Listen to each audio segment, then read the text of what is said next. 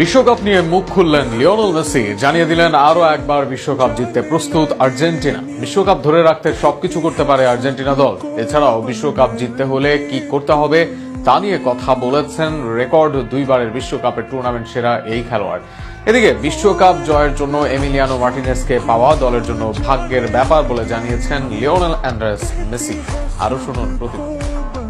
ইএসপিএনকে দেওয়া এক বিশেষ সাক্ষাৎকারে 2026 বিশ্বকাপকে ঘিরে নিজের অনুভূতি, প্রত্যাশা ও সতর্কতার কথা তুলে বলেছেন আর্জেন্টিনা অধিনায়ক লিওনেল মেসি। 5 বারের বিশ্বকাপ যাত্রার অভিজ্ঞতা এবং কাতার স্মৃতি নিয়ে কথা বলতে গিয়ে তিনি জানান, আবারও বিশ্বকাপ জয়ের মিশনে নামতে প্রস্তুত আলবিসেলেস্তেরা। তবে এই পথটি সহজ নয়, সেটিও মনে করিয়ে দেন তিনি। মেসির ভাষায়, এই দল আবারও চেষ্টা করবে, সর্বোচ্চটুকু দেবে এবং শেষ পর্যন্ত লড়াই করবে। তবে বিশ্বকাপে ছোট একটি ভুলই আপনাকে টুর্নামেন্ট থেকে বিদায় করে দিতে পারে।